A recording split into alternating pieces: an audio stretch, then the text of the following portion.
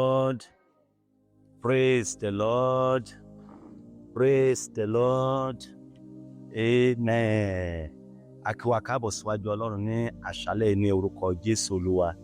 A sì ń dúpẹ́ lọ́wọ́ Ọlọ́run tí ó wá mọ́ Wednesday àkọ́kọ́ nínú oṣù yìí.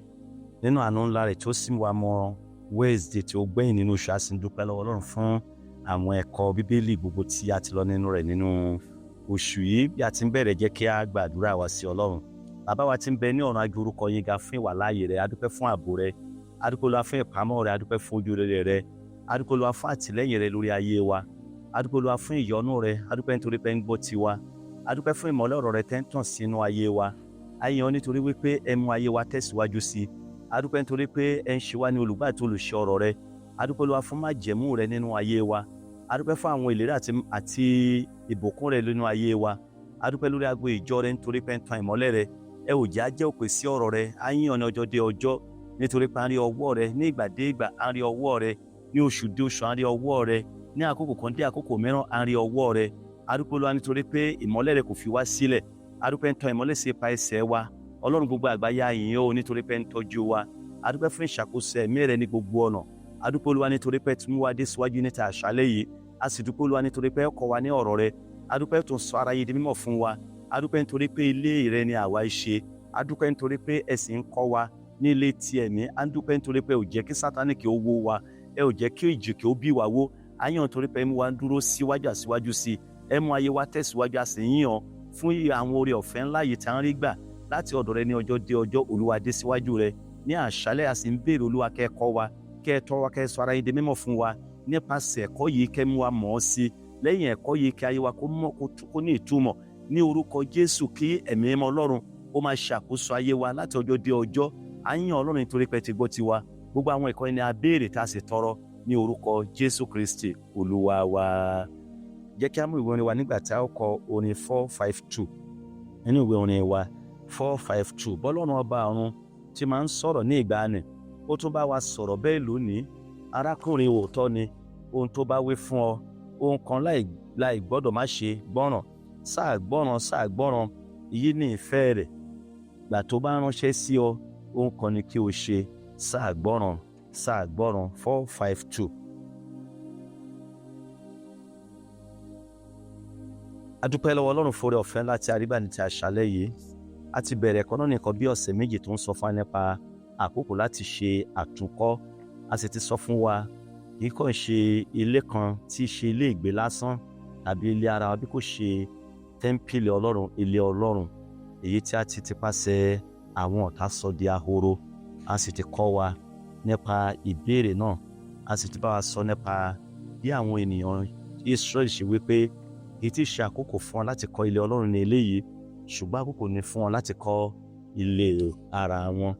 Àkókò ni fún wọn láti rí àyè fún nǹkan ti ara wọn, ṣùgbọ́n ilé Ọlọ́run ni wọ́n fi sílẹ̀. A sì bá wa sọ nípa ìdáhùn Olúwa fún wọn ní ìdáhùn. Olúwa sì sọ fún wọn pé àkókò ni eléyìí láti tún ilé náà kọ́. Ó sì bá wọn sọ̀rọ̀ láti kí wọn ronú, kí wọ́n sì kíyèsí ọ̀nà wọn, bí wọ́n ti ṣe ń gbé ìgbé ayé wọn, bí wọ́n ti ṣe ń rìn, bí wọ́n ti ṣe ń hu ìwà. Ìní pé Olúwa ń pè wọ́n sí ìrònúpìwàdà, ó sì ń pè wọ́n sí àkíyèsí pàtàkì tó ti ń pè wá àti èmi sí àkíyèsí pàtàkì láti fẹ́ Olúwa àti láti rìn nínú ìlànà rẹ̀, kí ayé wa kí ó lè ní ìtumọ̀ nínú ayé yìí, ní ayé tí ń bọ̀, kí a sì lè jẹ́ ẹni ìtẹ́wọ́gbà. Ọ̀pọ̀ àwọn ẹ̀kọ́ ló ń ṣẹlẹ̀ nínú ayé ìsinsìnyí. Ọ̀pọ̀lọpọ̀ ìgbà yìí ní àwọn ènìyàn tí wọ́n pe ara wọn ní Kìrìsìtíẹ́nì, ṣùgbọ́n tí wọ́n ń ṣe bẹ́ẹ̀. Bíbélì sọ fún wa pé ìran kan wà tí wọ́n rò pé wọ́n ti jẹ́ mímọ́, ṣùgbọ́n a ò tí ì wẹ ẹ̀ṣẹ̀ wọn nù kúrò. Tí wọ́n á láti jẹ́ mímọ́ sí Ọlọ́run, a láti wo ipò wa, a láti wo irú ìgbé ayé tí a ń gbé. Ṣé àwa ń rìn nínú ìfẹ́ Ọlọ́run? Ṣé ìgbé ayé wa ṣé ó wà ní ìbámu pẹ̀lú ọ̀rọ̀ Ọlọ́run? Lónìí à ń tẹ̀síwájú nínú ẹ̀kọ́ náà, lọ nínú abala ìkẹta nínú àkọlé ẹ̀kọ́ náà tí ń sọ fún wa wípé àkókò láti ṣe àtúnkọ́ ilé náà. Lónìí à ń bá wa sọ nípa ògo ilé Olúwa náà. Ògo ilé Olúwa náà ní kókó tí a fi bá wa sọ̀rọ̀ ní àṣálẹ́ yìí. Ògo ilé Olúwa náà. Àwọn ènìyàn yìí ó ti rẹ̀ wọ́n, ó sì ti di ọwọ́ àárẹ̀ fún wọn, ẹni pé ó ti sú ọkàn wọn fún ìkórè díẹ̀ tí wọ́n ń rí nínú ohun ọ̀gbìn wọn. A sọ fún wa ní ẹ̀kọ́ tí a parí rẹ̀ ní ọ̀sẹ̀ tí ó kọjá wípé gbogbo ohun ìkórè wọn ni kò ṣe déédéé, ohun ọ̀gbìn wọn ni ò sì ṣe déédéé.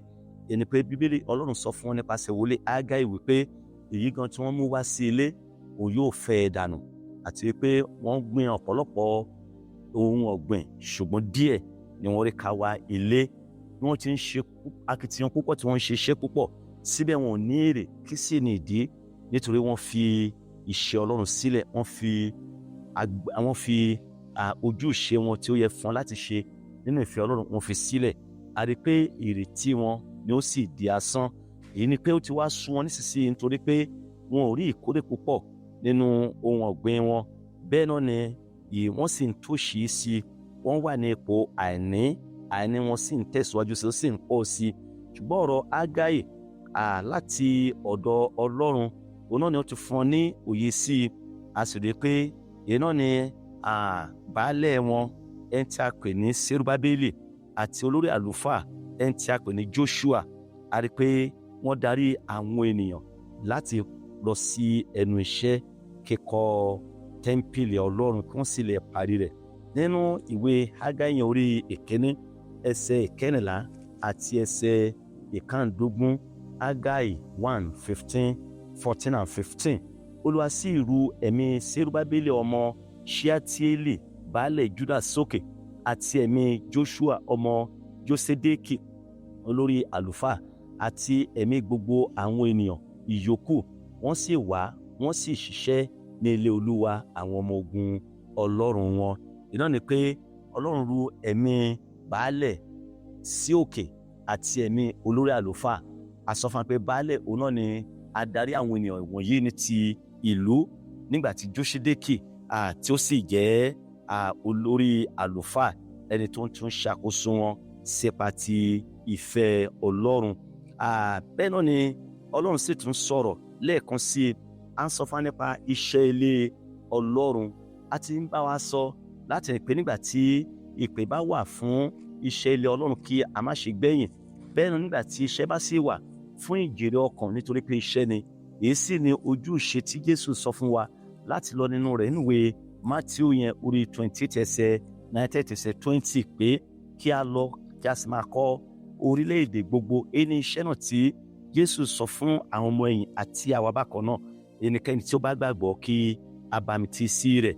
Èyí ni pé Olúwa ń bá wa sọ̀rọ̀, Jésù Kristi ń bá wa sọ̀rọ̀ láti rí i pé a jẹ́ olótìtọ́ lẹ́nu iṣẹ́ Olúwa. Nínú ìwé Jòhánù ìjáwó orí ìkẹfà, mo wo ẹsẹ̀ 27 àti dé ẹsẹ̀ 29. Jòhánù orí 6 ẹsẹ̀ 27 dé ẹsẹ̀ 29. Ní Jésù dá wọn lóhùn, ẹsẹ̀ 27, ẹ má ṣe ṣiṣẹ́ fún oúnjẹ tí í ṣègbé, ṣùgbọ́n fún oúnjẹ tí wà títí di ìyè àìnípẹ̀kun, èyí tí ọmọ ènìyàn yóò fi fún yín, nítorí pé òun ni àní Ọlọ́run Baba ti fi ìdìdí dì. Èdè pé jẹ́ kí a wo Jésù ń bá wa sọ̀rọ̀, ó ti ń bá àwọn ọmọ ẹ̀yìn sọ̀rọ̀ ní ìgbàanì wípé kí a má ṣe iṣẹ́ fún èyí tí ń ṣègbé. Kò sí irú iṣẹ́ tí a lè máa ṣe lónìí, ẹni pé òpin máa dé bá ní ọjọ́ kan. Irú iṣẹ́ yòówù tí a lè máa ṣe, irú ohun yòówù tí a lè máa rí nípasẹ̀ iṣẹ́ náà, irú owó yòówù tí a lè máa rí, a rí pé oúnjẹ tó ń ṣègbé ṣe ni àwọn nǹkan wọ̀nyí. Ẹni pé oúnjẹ fún inú fún oúnjẹ, ọjọ́ kan òpin máa dé bá gbogbo àwọn nǹkan wọ̀nyí. Ẹ̀yin náà nínú Olúwa láti kíyèsí wípé kò sí bí a ṣe jẹun tó nínú ayé, kò sí bí a ṣe lo gbogbo àkókò wa tó nínú ayé, òpin ń bọ̀ wá nígbà tí a ò ní ìrètí, nígbà tí a ò sì ronú rẹ̀ ni òpin máa dé. Ṣùgbọ́n a rí pé gbogbo àwọn ohun tí a lè máa jẹ nínú ayé yìí, wọn ò lè mú wa dé ibi ìyè ayérayé. Bá jẹ́ iyán ni, bá jẹ́ ẹ̀bà ni, bá jẹ́ onírú àwọn oúnjẹ yòówù tí a lè máa jẹ, kò sí bí wọ́n ṣe ṣe àgọ́ ara wa lóore tó, wọn ò lè gbé ẹ̀mí wa dúró lábẹ́ bó ti wù kí ó rí. Wọn ò lè mú ẹ̀mí wa wà. Bíbélì sọ fún wa wípé ara kò ní èrè kan, ṣùgbọ́n ẹ̀mí ló ń sọ ènìyàn di ààyè.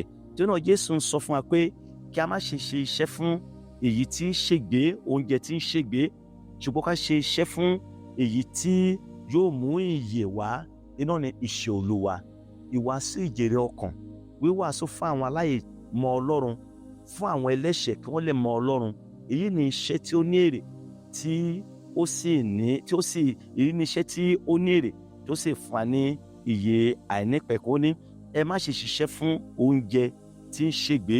Tá a bá ń ṣe iṣẹ́ fún ohun tí a ó jẹ nínú ayé yìí, oúnjẹ wọ̀nyí máa ṣègbé, ṣùgbọ́n fún oúnjẹ tí ó wà títí di ìyè àìnípẹ̀kun. Iná ni ìgbàgbọ́ wa nínú Jésù Kristi. Ní ẹsẹ̀ 20, nígbà náà ni wọ́n wí fún un pé kí ni àwa ó wá ṣe kí a lè ṣe iṣẹ́ Ọlọ́run. Èyí ni ìbéèrè tí àwọn tí Jésù wàásù sí tí wọ́n béèrè, kí la ó ṣe ká lè ṣe iṣẹ́ Olúwa. Jésù dáhùn ó sì wí fún wọn pé èyí ni iṣẹ́ Ọlọ́run, pé kí ẹ̀yin kí ó gba ẹni tí ó rán gbọ́. Ẹni pé gbígbà Jésù Kristi Olúwa gbọ́ ó ju wípé mo ń lọ sí ilé Ọlọ́run, ó ju wípé mo ń gbé Bíbélì, ó ju wípé mo ń gba àdúrà. Ṣíṣe iṣẹ́ Ọlọ́run lọ́nà pé gbígbà Jésù gbọ́ pẹ̀lú gbogbo ọkàn wa, fífi Jésù ṣe ẹni àkọ́kọ́ nínú ètò ìgbé ayé wa, nínú gbogbo àṣẹ àti òfin rẹ̀. Èyí ló túmọ̀ sí wípé nípa ilé yìí ni a lè fi ṣe iṣẹ́ rẹ̀ ní ìgbà tí ó bá rán wa. Nínú ìwé Jòhánù kan náà orí 9, ẹ já wo ẹsẹ̀ 4. Jòhánù orí 9 ẹsẹ̀ 4, ó ní èmi kò lè ṣe aláìṣe iṣẹ́ ẹni tí ó rán mi nígbà tí í ṣe ọ̀sán. Òru ń bọ̀ wá nígbà tí ẹnìkan kì yóò lè ṣe iṣẹ́. Ẹni pé yá wo wákàtí méjìlá ló ń bẹ nínú ọjọ́. Nínú wákàtí méjìlá yìí ni a lè ṣe onírúurú iṣẹ́ tí a bá fẹ́ ṣe, nítorí pé ó jẹ́ àkókò ọ̀sán. Ṣùgbọ́n nígbà tí ilẹ̀ bá ṣú, nígbà tí òru bá dé, a rí pé kò sí ohun tí a ó lè ṣe mọ́.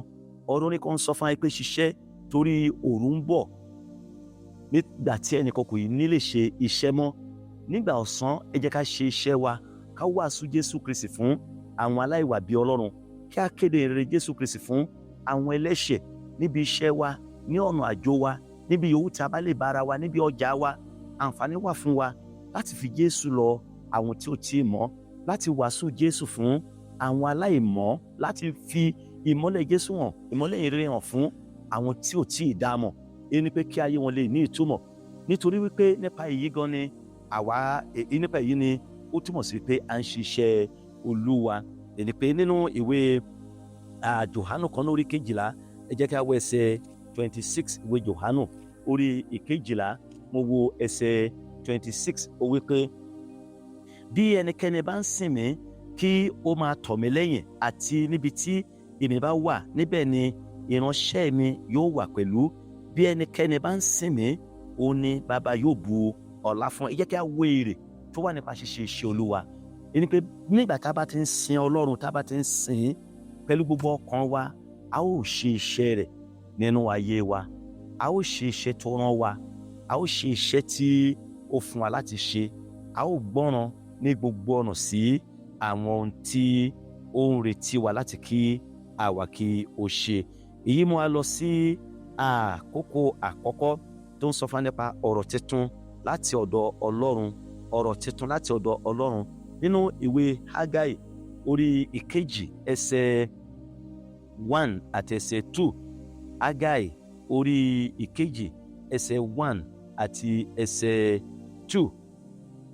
Ní oṣù keje ní ọjọ́ ìkọkànlélógún oṣù náà ni ọ̀rọ̀ Olúwa wá nípa ọwọ́ Hágáì wòlíì, wípé a sọ fún wa pé wòlíì yìí kò sọ̀rọ̀ nípa ara rẹ̀, kò sọ̀rọ̀ nípa ọkàn rẹ̀, ṣùgbọ́n ó ń sọ̀rọ̀ nípa Ọlọ́run, ó ń sọ̀rọ̀ nípa Olúwa àwọn ọmọ ogun, Ọlọ́run Ísírẹ́lì, ẹni tí ó pè é tí ó sì rán níṣẹ́ láti ru àwọn ènìyàn sókè, pàápàá jùlọ láti pè fún títún tẹ́ḿpìlì Olúwa kọ́ tí àwọn ọ̀tá ti sọ di ahoro ní Jerúsálẹ́mù. Ẹni pé èyí fẹ́rẹ̀ jẹ́ bí nǹkan bí oṣù kan lẹ́yìn ìgbà tí àwọn ènìyàn padà sí ẹnu iṣẹ́ kíkọ́ tẹ́ḿpìlì. Nínú ìwé Hágáì orí 1 ẹsẹ̀ 14 àti ẹsẹ̀ 15 ta kálẹ̀ kọ́ mo tún tó ka. Ó ní Olúwa sì ru ẹ̀mí Serubábélì ọmọ Ṣealtieli baálẹ̀ Júdà sókè, àti ẹ̀mí Joṣua ọmọ Jósédékì olórí àlùfáà, àti ẹ̀mí gbogbo àwọn ènìyàn yòókù. Wọ́n sì wá, wọ́n sì ṣiṣẹ́ ní ilé Olúwa àwọn ọmọ ogun Ọlọ́run wọn ní ọjọ́ kẹrìnlélógún oṣù kẹfà ní ọdún kejì Dárúsì ọba. A rí pé ní ọjọ́ ìkẹrìnlélógún oṣù kẹfà ni wọ́n bẹ̀rẹ̀ iṣẹ́ náà. A sọ fún wa pé ní ọjọ́ ìkeje ní ọjọ́ ìkọkànlélógún oṣù keje tí ó kù díẹ̀ kí oṣù kí ó pé, kò tí ì wọ oṣù kan nígbà tí Ọlọ́run tàbí nígbà tí ọ̀rọ̀ Olúwa tí ó tó ti ọwọ́ Hágáì sọ̀rọ̀ tó sì ń bá àwọn ènìyàn yìí sọ̀rọ̀. Ẹni pé síbẹ̀ a rí pé àkókò ní eléyìí fún àwọn ènìyàn yìí láti lè wòye, láti lè ní òye wípé iṣẹ́ púpọ̀ ni ó ń bẹ ní iwájú wọn tí wọ́n ní láti ṣe. Bẹ́ẹ̀ náà ni a sì rí ọ̀pọ̀lọpọ̀ àwọn àtakò èyí tí ó wà ní ọ̀nà wọn. Ẹ̀yin ará, Bíbélì sọ fún wa wípé nínú ayé àwa yóò ní ìpọ́njú, ṣùgbọ́n kí a tújú ká, nítorí pé èmi ti ṣẹ́gun ayé. Àtakò máa wà, onírúurú ìpèníjà ló sì máa wà, ṣùgbọ́n a ò ní láti bẹ̀rù nítorí àwọn ìpèníjà tó máa wà ní ọ̀nà wa. A ò ní láti bẹ̀rù nítorí àwọn onírúurú àtakò tó máa wà ní ọ̀nà wa. Nínú ìwé Iṣẹ́ àwọn Àpọ́sítélì orí 20, Paul àpọ́sítélì ó ń bá àwọn alàgbà ìjọ Éfésù sọ̀rọ̀ pé lẹ́yìn lílọ mi ìkookò búburú máa wọ àgbò wa. Ó tún wá ń tẹ̀síwájú nínú ọ̀rọ̀ rẹ̀ wípé ó ètò wọn sì ni láti tú àgbò ká, ṣùgbọ́n ẹ̀yin alàgbà wọ̀nyí ẹ kíyèsára yín, kẹ́sì kíyèsí àgbò tí Ọlọ́run fi ń ṣe alábòjútó rẹ̀.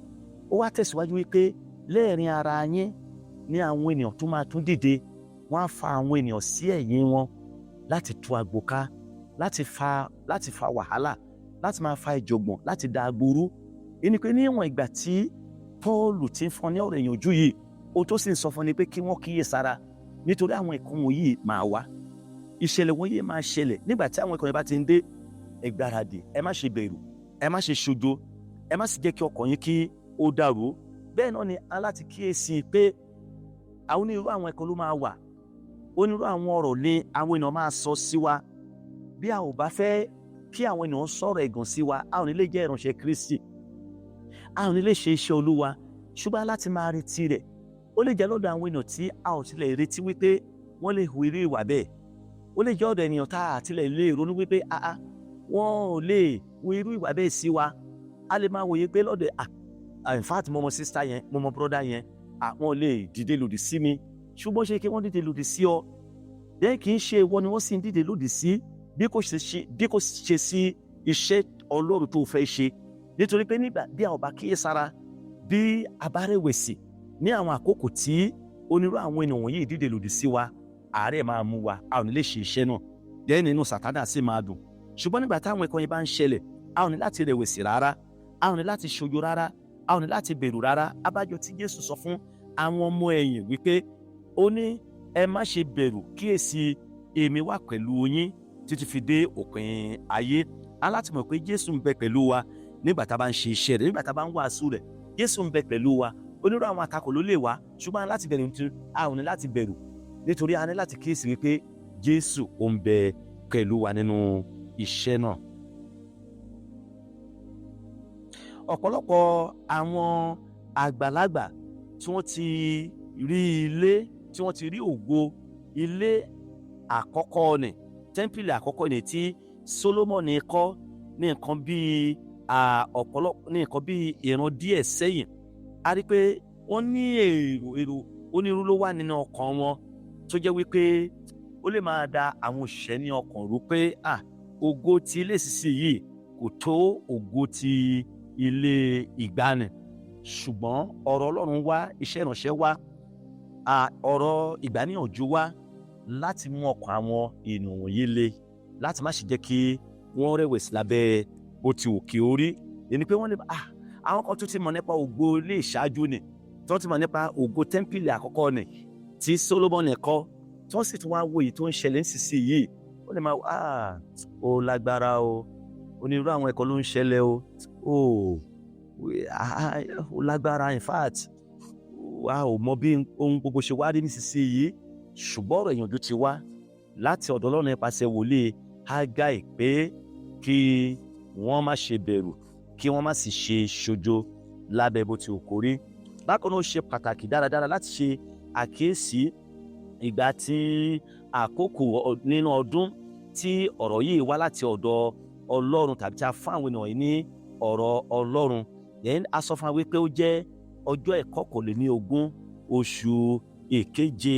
Iná ni ó sì jẹ́ ọjọ́ tí ó gbẹ̀yìn nínú àjọ àgọ́, èyí tí jẹ́ wípé àwọn ènìyàn Ísírẹ́lì máa ń fi ọpẹ́ fún Ọlọ́run fún àwọn èso ilẹ̀ wọn. Nínú ìwé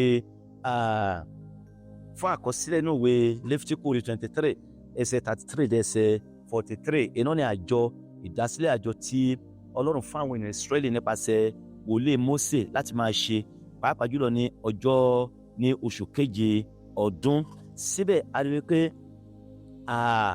àwọn ènìyàn díẹ̀ ni wọ́n fetí sí ohun gbogbo tí ó ń ṣẹlẹ̀ yìí, nítorí pé ìkórè tí wọ́n kó ó kéré ní ọ̀pọ̀lọpọ̀.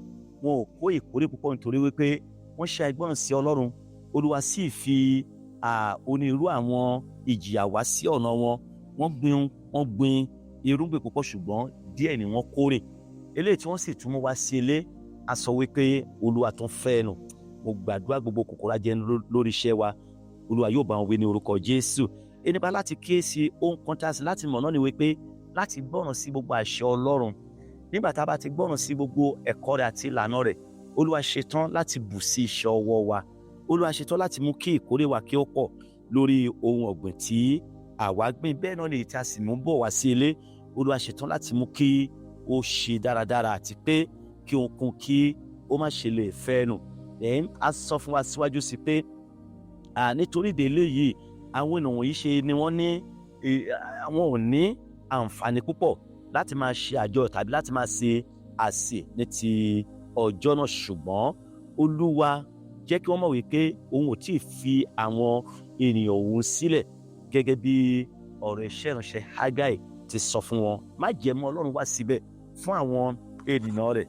Nínú ìwé Sámúẹ́lì kẹ́ni ẹja orí 12 ẹsẹ̀ 22, Sámúẹ́lì kẹ́ni orí 12 ẹsẹ̀ 22.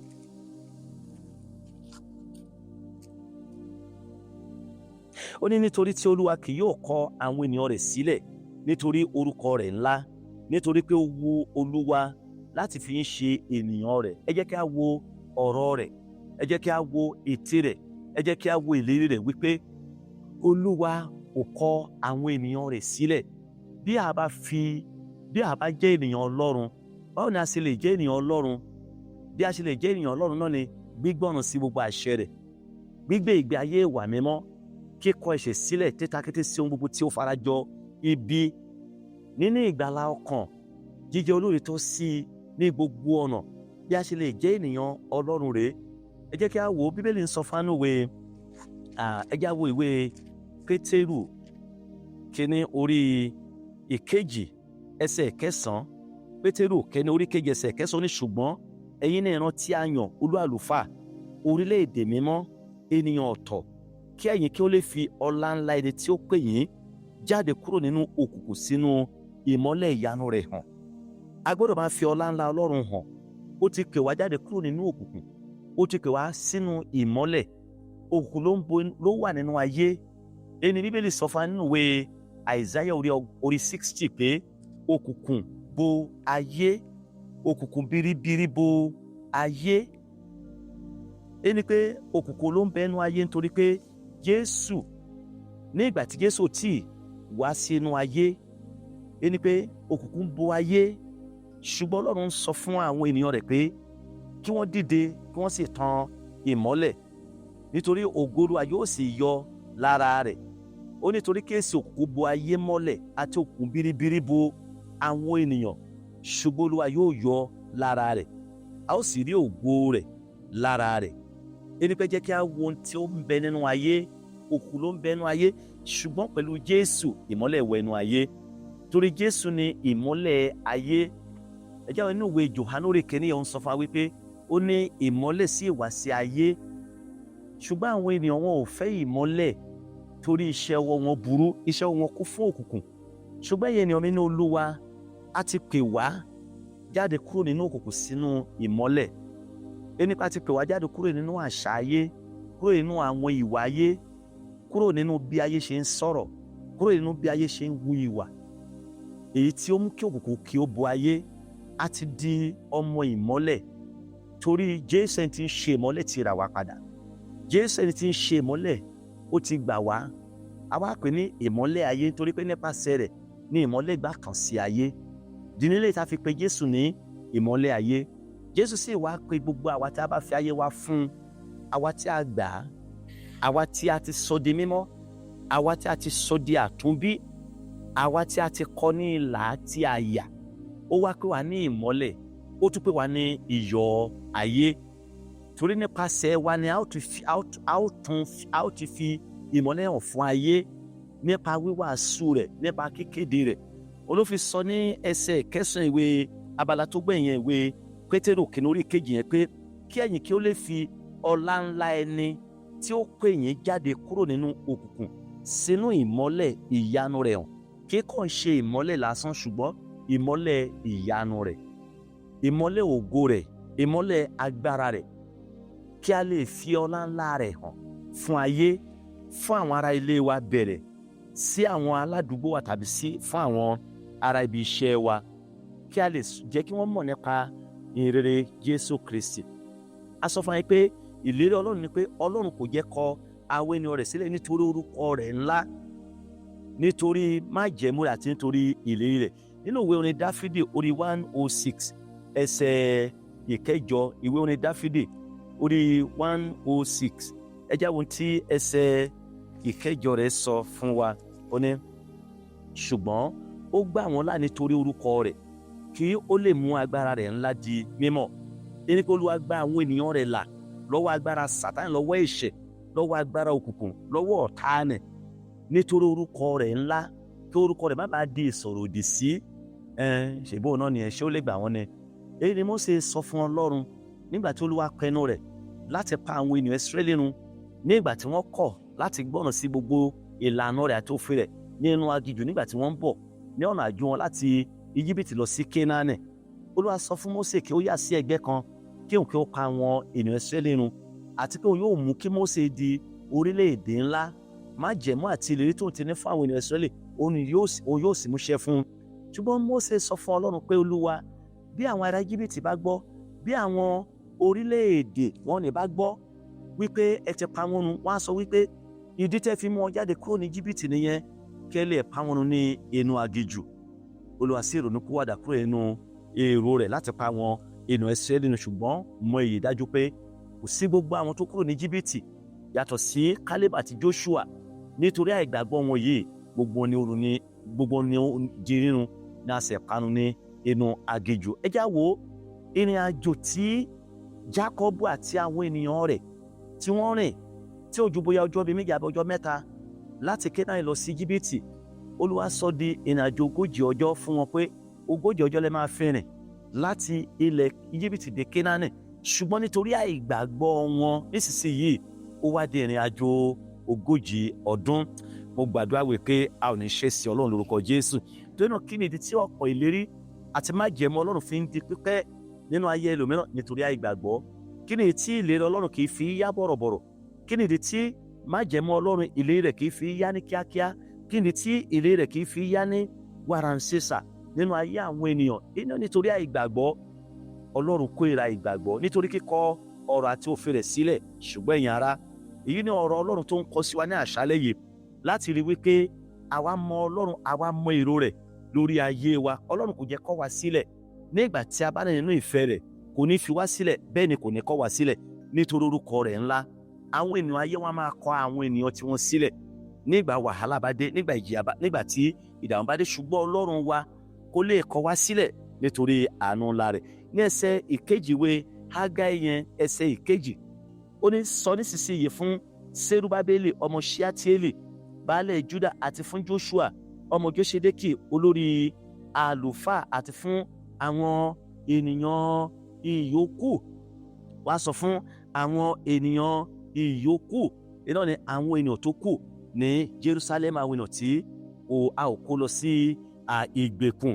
Àti pé iṣẹ́ ìránṣẹ́ náà ni ó ń tọ́ka sí adarí ti ètò òṣèlú àti adarí ti ètò ẹ̀sìn. Iná ni ìsìn wọn sí Olúwa àti àwọn ìyókù díẹ̀ tí ó wà ní Jerusalem náà ni àwọn ènìyàn tí ó wà ní Jerusalem. Ọ̀rọ̀ iṣẹ́ ìránṣẹ́ náà ni ó ń tọ́ka sí àwọn irúfẹ́ ènìyàn mẹ́ta yìí. Then gbogbo àwọn ènìyàn ni ó sì ti lọ sí ẹnu iṣẹ́ wọn ní nǹkan bí oṣù kan ṣáájú àkókò yìí láì ṣe àní-àní.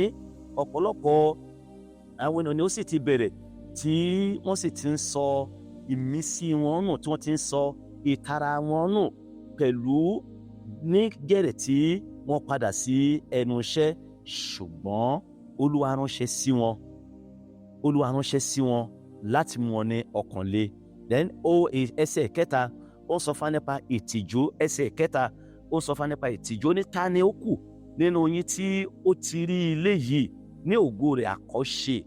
Báwo ni ẹ̀yin sì ti rí i sí nísinsìnyí? Kò wá dàbí asán lójú yín bí a fi ṣe àkàwé rẹ̀. Ẹ jẹ́ kí a wo ohun tí ó ṣẹlẹ̀ níbí. Then ilé yìí ní àkọ́kọ́ rẹ̀, ní ìgbà àkọ́kọ́ ògo rẹ̀, èyí náà ni ògo ti tẹ́ḿpìlì yìí èyí tí Sólómọ́nì kọ́ ní ìgbàanì ní nǹkan bí ìran kẹrin síbí. Ṣé ni a ò lè fi ògo ti ìsinsìnyí wé ògo ti ìgbàanì? A sì rí i pé nǹkan bí 60 ọdún 60 years ni ó ti kọjá lọ lẹ́yìn ìgbà tí àwọn ará Bábílónì ti sọ tẹ́ḿpìlì yìí di ahoro tí wọ́n sì ti bà á jẹ́.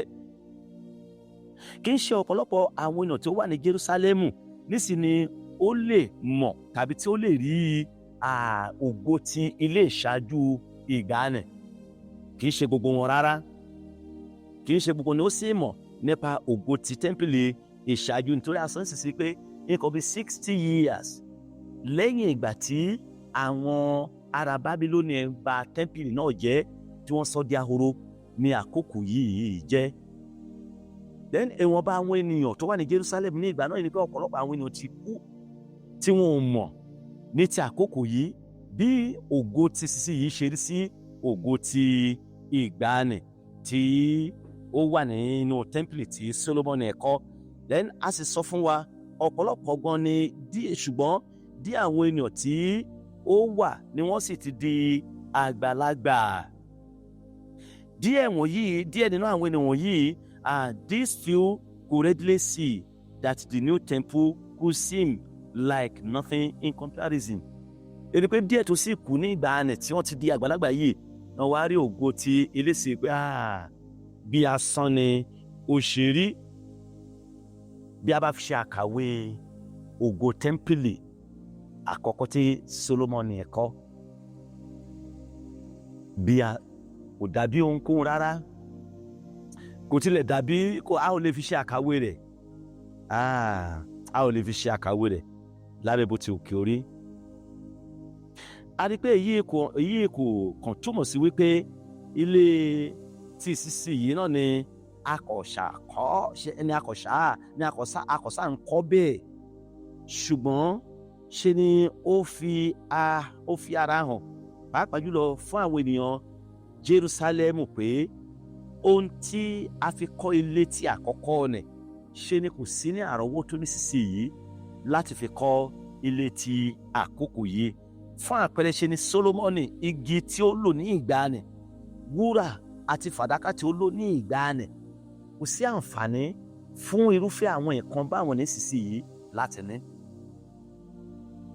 Nínú ìwé ọba àkẹ́ní, jẹ́ kí a wo orí 6, ìwé àwọn ọba àkẹ́ní orí 6, mo kà láti ẹsẹ̀ 20 dé ẹsẹ̀ 35. Ìwé àwọn ọba àkẹ́ní orí 6, mo bẹ̀rẹ̀ sí ká láti ẹsẹ̀ 20 dé ẹsẹ̀ 35. Ibi mímọ́ jùlọ náà sì já sí 20 ìgbọ̀nwọ́ ní gígùn ní apá ti iwájú àti 20 ìgbọ̀nwọ́ ní ìbú àti 20 ìgbọ̀nwọ́ ní gíga rẹ̀. Ó sì fi wúrà àìládàlù bò ó, bẹ́ẹ̀ ni ó sì fi igi kédárì bò ó pẹ̀lú.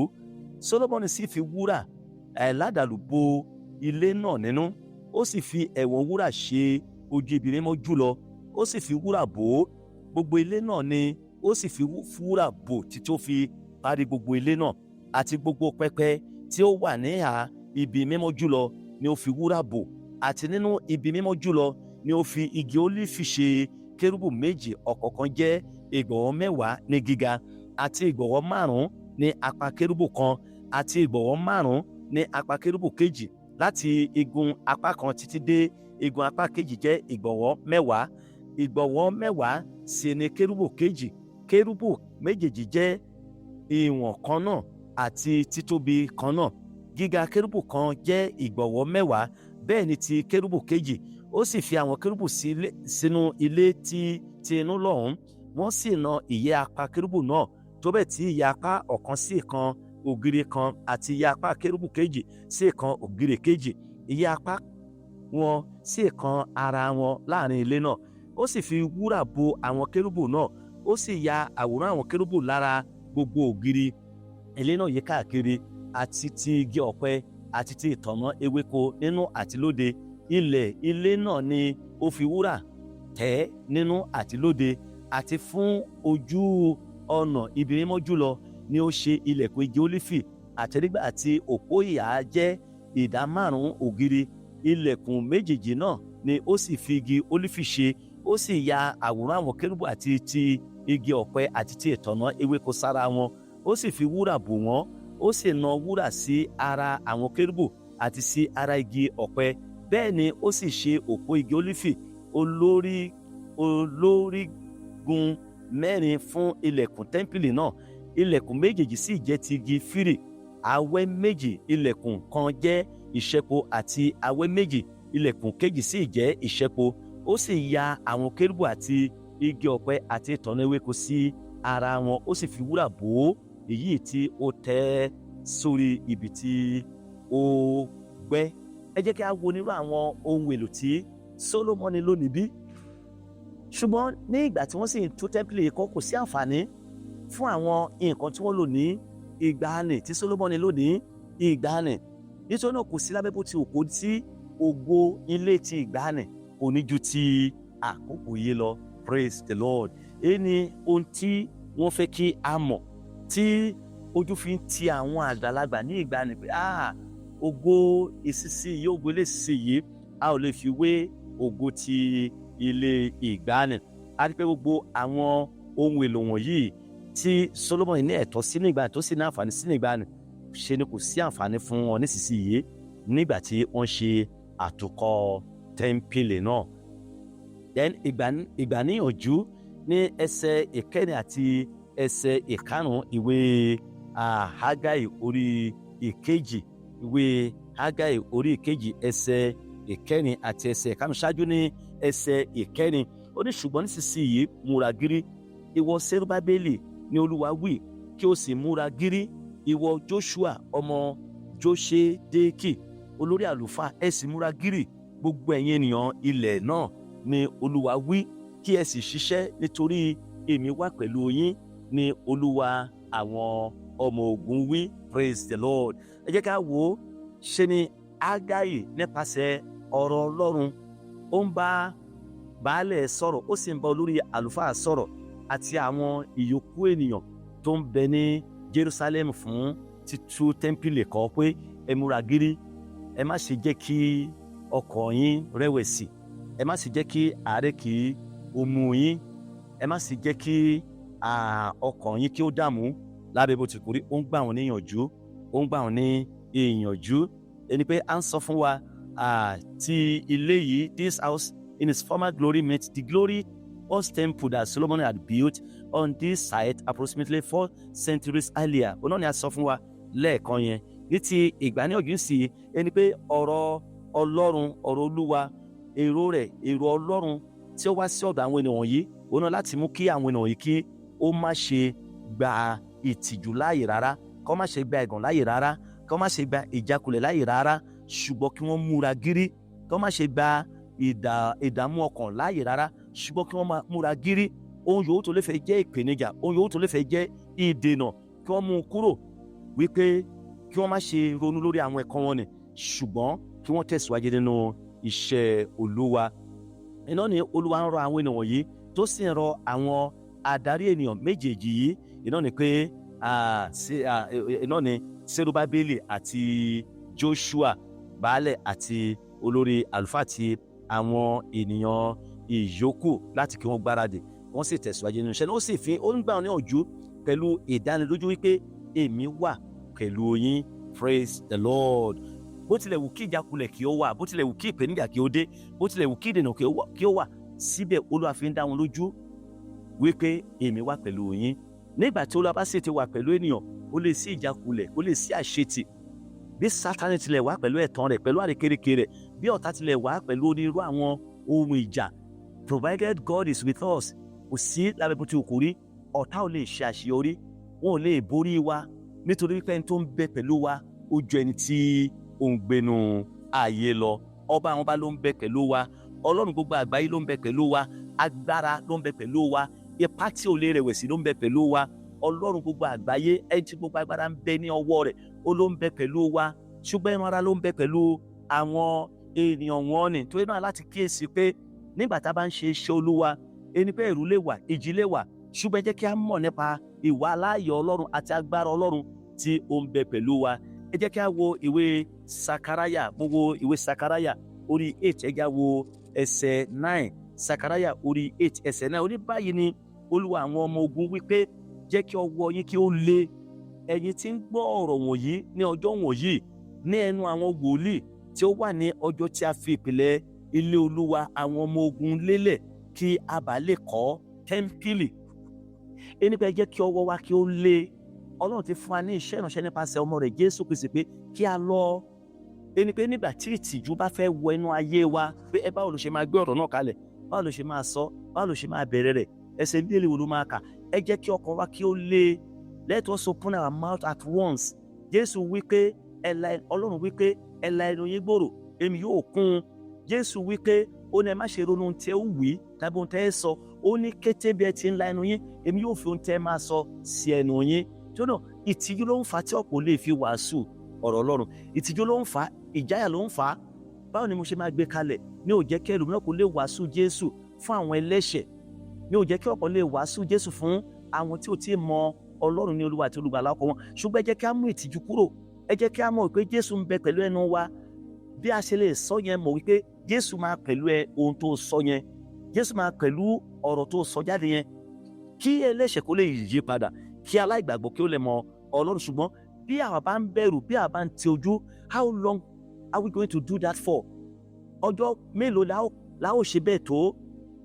Ẹ jẹ́ kí a wo ìwọ náà wò ó láti tọ́jọ́ tó ti mọ Ọlọ́run. Ọlọ́run ò fẹ́ ká kàn jẹ́ èrò ìwòran nínú ìjọ, ṣe ni Ọlọ́run fẹ́ kí a jẹ́ òṣìṣẹ́. Some are spectators. Èrò ìwòran ni wọ́n nínú ìjọ. They have not ever preached to one person. Wọn ò tí ì wàásù sí ẹnìkan rí. Wọn ò tí ì wà ìbájọ́ ọmọdé ìbájẹ́ àgbà pé my dear sister, ẹ fi àyè fún Jésù. Wọn ò tí ì ṣe rí wà ẹ́. Ọlọ́run ò fẹ́ ká wà nínú ipò bẹ́ẹ̀. Ọlọ́run fẹ́ kí a jẹ́ òṣìṣẹ́ fún òun, kí a lè máa tọ́ka sí 1, 2, 3, 4, 5 tí wọ́n ti mọ Jésù nípasẹ̀ wa. Bíbélì sọ fún wa pé ẹnikẹ́ni tí ó bá yí ọkàn ènìyàn padà, ó ní ọlọ́gbọ́n ni. Ìgbà mélòó la máa dúró ní ipò àìgbọ́n? Torí Ọlọ́run fẹ́ kí a ṣe iṣẹ́, Ọlọ́run fẹ́ kí a dúró ní ojú ìlà fún òun ní ayé ìsinsìnyí. Ẹ jẹ́ á wo bí ohun gbogbo ṣe ń rí. Ẹ jẹ́ kí a wo ọ̀pọ̀ àwọn ènìyàn bó ṣe ń ṣègbé. Ẹ jẹ́ kí a wo onírúurú àwọn ìwà ipá bó ṣe ń gbilẹ̀ sí nílùú wa. A wá sí ìkáwọ́ gbéra. Inú Ọlọ́run ò dùn, ẹ̀yin ará. Bí a bá délé jẹ́ ká ìwé Ìsíkẹ́ẹ̀lì orí ìkẹta yẹn, ká bẹ̀rẹ̀ sí ká láti ẹsẹ̀ ìkíní. Ọlọ́run sọ fún àwọn ènìyàn nípasẹ̀ Ìsíkẹ́ẹ̀lì. Ẹni pé ó ń sọ fún alóore, ìwọ àti èmi àti jẹ́ alóore, ìwọ àti èmi àti jẹ́ òṣìṣẹ́ fún Ọlọ́run. Bí a bá pa ẹnu wa mọ́, tá ò wàásù Jésù fún àwọn ẹlẹ́ṣẹ̀ kí wọ́n fi ayé wọn fún Jésù, bí ikú bá pa wọ́n gẹ̀rẹ̀, mọ̀ wípé a ó béèrè ẹ̀jẹ̀ wọn lórí rẹ̀. Bí ikú bá pa ènìyàn tọ́lọ́run fi sí ọ̀nà rẹ̀, kó o lè wàásù sí yẹn, kó o lè kéde Jésù fún, kó o lè wàásù ìgbàlà fún, tó o bá wàásù sí ọ̀daràn. Torí ẹ̀jẹ̀ rẹ̀ ní Bíbélì sọ pé a ó béèrè lórí rẹ̀ bí ó bá kú sínú ẹ̀ṣẹ̀ rẹ̀. Ṣùgbọ́n bí o bá wàásù Jésù fún, tó bá kọ̀ tí ò yí padà, tó bá kọ̀ tí ò ronúpìwàdà, tó bá kú sínú ẹ̀ṣẹ̀ rẹ̀, a ò ní béèrè ẹ̀jẹ̀ rẹ̀ lọ́rùn rẹ̀. Ọrùn rẹ̀ ti mọ́. Torí ìwọ mọ̀ wípé gbogbo ẹlẹ́ṣẹ̀ ló máa kú, gbogbo ènìyàn búburú ló máa kú, wọ́n á sì lọ sọ́run àpáàdì bí wọ́n bá kùnà láti ronúpìwàdà. Ìwọ sì mọ̀, ṣùgbọ́n o wàásù Jésù fún wọn, o wàásù ìrònúpìwàdà fún wọn. Torí náà kí a má bàa ní ẹ̀jẹ̀ ẹlẹ́ṣẹ̀ lọ́rùn wa. Ẹ jẹ́ kí a kéde Jésù. Paul sọ fún Tímótì, ó ní wàásù ọ̀rọ̀ náà ní àkókò tó wọ̀ àti àkókò tí ó wọ̀. kéde ọ̀rọ̀ náà, ẹ jẹ́ ká wàásù ọ̀rọ̀ náà. Ìgbà wo la máa bí àwọn ènìyàn Ísírẹ́lì sọ pé àwa mọ̀ ìpá máa kọ́ ilé Olúwa ṣùgbọ́n kì í ti ṣe àkókò. Àkókò wo ni a fẹ́ wàásù Jésù? Ìgbà wo ni a fẹ́ wàásù Jésù? Tá a bá sọ pé ẹni tó yẹ ká wàásù sí kò lè kú ní ọ̀la, bó bá kú lálẹ́ òní ńkọ́? Bí a bá sọ pé ó ṣe máa lo ọdún kan tí ò bá lo oṣù kan ńkọ́? Ṣé àwa máa sọ̀rọ̀, àwa máa ronú pé ó dẹ̀ kí n ti wàásù sí brọ́dà yẹn o, ó dẹ̀ kí n ti wàásù sí sítá yẹn o, ọjọ́ kan dẹ̀ wà báyìí tí mo fẹ́ wàásù sí. Ta ló mọ̀ bóyá lọ́jọ́ yẹn ni ọjọ́ ìgbàlà rẹ̀, tó bá dẹ̀ wàásù sí, tí ìbá dẹ̀ fàyè rẹ̀ fún Jésù, tí ìbá dẹ̀ ní Jésù, tó bá dẹ̀ wá kú ìrètí máa wà wípé ó máa dé ìjọba Ọlọ́run, ó sì lè wá ṣeé ṣe nípa oore ọ̀fẹ́ Ọlọ́run kí ikú tó fẹ́ pa yẹn kó má pa ní àkókò yẹn. Tó dẹ̀ yan ará mi nínú Olúwa, Olúwa ti pè wá, ó ní kí a fi ọlá ńlá ẹni tó pè wá yẹn kúrò nínú òkùnkùn sínú ìmọ́lẹ̀, ká fi hàn fún àwọn ènìyàn, ká fi hàn fún ará ilé wa, ká fi hàn fún àwọn ará ibiṣẹ́ wa, ká fi hàn fún àwọn olùbárà wa ní èdè gbogbo, nítorí wípé a ò ní àkókò. We don't have enough time again. Many people are dying today. Ọ̀pọ̀ àwọn ènìyàn ń kú, ọ̀pọ̀ àwọn ènìyàn wọ́n ń kúrò nínú ayé, ṣùgbọ́n níbo ni wọ́n ń lọ bí wọ́n ti ń kú ni? Èyí ni ó gbọ́dọ̀ jẹ́ èrò wa. Bí Ọlọ́run bá ti pàṣẹ wa gba ẹnìkan là, tó sì jẹ́ nípasẹ̀ wa tẹnìkan ní ìyà nípẹ̀kun, èmi fẹ́ kó mọ̀ wípé ayọ̀lá ń bẹ ní ọ̀run lórí ayé rẹ̀. Mọ̀ wípé àwọn ọ̀run ń yọ̀ lórí ayé rẹ̀. Mọ̀ wípé inú ọ̀run ń dùn, wọ́n ń kí hallelujah sí Ọlọ́run, nítorí nípasẹ̀ rẹ̀ àgbà ẹlẹ́ṣẹ̀ kan là sínú ìjọba Ọlọ́run. Tó dẹ̀ jẹ́ kí a wo ohun tí Ọlọ́run bá wa sọ nípasẹ̀ Sakaraya. Kì í tún ṣe àwọn ènìyàn ìgbàanì ló ń bá sọ̀rọ̀, ṣùgbọ́n ìwà àti èmi ló ń bá sọ̀rọ̀ nísinsìnyí. Kì í tún ṣe tẹ́ḿpìlì ni à ń kọ́, ṣùgbọ́n à ń kọ́ tẹ́ḿpìlì Ọlọ́run, èyí tí ìwà àti èmi jẹ́. Paul nínú lẹ́tà rẹ̀ sí ìjọ Kọ́ríńtì, ó ní a ti fi ìpìlẹ̀ náà lélẹ̀ kí olúkúlùkù kí ó máa mọlé ìpìlẹ̀ tá a fi lélẹ̀ ní ẹnikẹ́ni ó lè fi omi náà lélẹ̀ mọ́. Jésù Kristi sì ni pàtàkì ìgbélé, ó ní ìpìlẹ̀ náà, ìpìlẹ̀ ìgbàlà wa, ìpìlẹ̀ ìyè wa, ìpìlẹ̀ ìdáǹdè wa, ìpìlẹ̀ ìgbé ayé ìwà mímọ́ wa, a ti fi lélẹ̀ fún wa. A ò lè fi omi náà lélẹ̀ mọ́, kò sí ọ̀nà mìíràn mọ́ tí a lè gbà dé ọ̀dọ̀ Ọlọ́run, kò sí ọ̀nà mìíràn mọ́ tí a lè gbà dé ibi ìyè, kò sí ọ̀nà mìíràn mọ́ tí a lè gbà dé ibi ògo ni ìlú ọ̀run wa nípasẹ̀ Jésù ni. Abájọ Paul nínú lẹ́tà rẹ̀ sọ fún ìjọ tí ń bẹ ní Kọ́ríńtì kejì orí 5:17, ó ní ẹnikẹ́ni tó bá ń bẹ nínú Kristi ó di ẹ̀dá tuntun. Kíyèsí wọ́n sì di tuntun, ohun àtijọ́ ti kọjá lọ. Ní ìgbà kan rí a ò lè wàásù, ṣùgbọ́n nísinsìnyí a gbọ́dọ̀ lè wàásù, a gbọ́dọ̀ mú ìtìjú kúrò nínú ayé wa, ká wàásù Jésù, ká kéde ọ̀rọ̀ Ọlọ́run. Ilé ẹ̀mí wa ni a ti ṣe wá ní ilé ẹ̀mí. Hallelujah. Ẹni pé ìlérí Ọlọ́run wà fún wa wípé òun ò ní fi wá sílẹ̀. Ká tẹ̀síwájú nítorí pé òun wà pẹ̀lú wa, òun wà pẹ̀lú wa, òun wà pẹ̀lú wa. Nínú ìwé Jòhánà ẹ̀jẹ̀ wo orí 16 ẹsẹ̀ 33. Jòhánà ẹ̀jẹ̀ kí a wo orí 16 ẹsẹ̀ 33. Jésù wípé ó ní nǹkan wọ̀nyí ni mo ti sọ fún yín tẹ́lẹ̀, kí ẹ̀yin kí ó lè ní àlàáfíà nínú mi. Nínú ayé ẹ̀yin yóò ní ìpọ́njú, ṣùgbọ́n ẹ tújú ká, mo ti ṣẹ́gun ayé. Jésù ti ń sọ ọ̀pọ̀lọpọ̀ àwọn ọ̀rọ̀ pẹ̀lú àwọn ọmọ ẹ̀yìn, èyí tí wà tí èmi ní àǹfààní oore ọ̀fẹ́ ní ti ìkọsílẹ̀ rẹ̀ tí a lè rí kà. Jésù ti ń sọ̀rọ̀, ó ti ń sọ̀rọ̀, ṣùgbọ́n nígbà tí ó dé ẹsẹ̀ 33 ó ní nǹkan wọ̀nyí ni mo ti sọ fún yín tẹ́lẹ̀, kẹ́yìn kí ó lè ní àlàáfíà, kí ọkàn wa kí ó má ṣe dàrú, ká lè ní iyè nínú ayé o. Ìpọ́njú máa wà, wàhálà máa wà, ìpèníjà máa wà, ṣùgbọ́n ẹ tújú ká, nítorí wípé èmi wà pẹ̀lú yín. Nínú ìwé Matthew orí 28 ẹ̀já wo ẹsẹ̀ 19. Matthew orí 28 ẹsẹ̀ 19 àti ẹsẹ̀ 20. Ó nítorí náà ẹ lọ, ẹ máa kọ́ orílẹ̀-èdè gbogbo, kí ẹ sì máa bámtísì wọn ní orúkọ Baba àti ní ti Ọmọ àti ní ti Ẹ̀mí Mímọ́, kí ẹ máa kọ́ wọn láti máa kíyèsí ohun gbogbo, ohunkóhun tí mo pa ní àṣẹ fún yín, ẹ sì kíyèsí èmi wà pẹ̀lú yín nígbà gbogbo. Èmi wà pẹ̀lú yín láàárọ̀, mo wà pẹ̀lú yín lọ́sàn-án, mo wà pẹ̀lú yín lálẹ́. Kíyèsí èmi wà pẹ̀lú yín ní ìgbà gbogbo títí ó fi dé òpin ayé.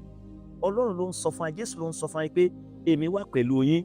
Òun ló sì sọ fún wa pé kí a lọ. Ó ti sọ fún wa pé kí a lọ. Kí ni ìdí tí àwa ò fi ní lè lọ? Kí ni tí a fi máa bẹ̀rù? Kí ni tí a fi máa tijú? Torí ọba wọn bá ti sọ pé ẹ lọ, olùgbàlà wa ti sọ pé ẹ lọ. ìdí tó sì ti sọ fún wa pé kí a lọ ni pé ó ń lọ síwájú wa, ó wà pẹ̀lú wa, ó sì tún wà ní ẹ̀yìn wa. Ó ní kíyèsí èmi wà pẹ̀lú yín. Bí a ò fi ojú ara wa rí, ó ń bẹ pẹ̀lú wa nípa ti ẹ̀mí. Let us picture him as you are preaching, as you are taking the word of God outside. Ẹ jẹ́ kí a máa picture rẹ̀ pé Ọlọ́run ń bẹ pẹ̀lú mi, kábíyèsí ń bẹ pẹ̀lú mi, ọba ń bẹ pẹ̀lú mi, olórogún ń bẹ pẹ̀lú mi. Therefore, we don't need to exercise any fear. A ò ní láti bẹ̀rù, a ò ní láti jáyà, a ò ní láti jẹ́ kí ojú tì wá.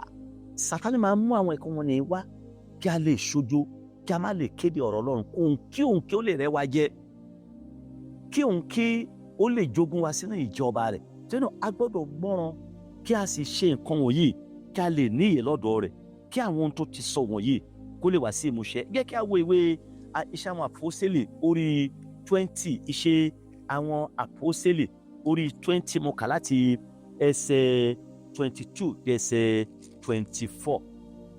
Ó ní ǹjẹ́ nísinsìnyí wò ó, ọkàn mi ń fà sí àti lọ sí Jerúsálẹ́mù láì mọ ohun tí yóò bá mi níbẹ̀, bí kò ṣe bí ẹ̀mí ti ń sọ ní ìlú gbogbo pé ìdè àti ìyà ń bẹ fún mi.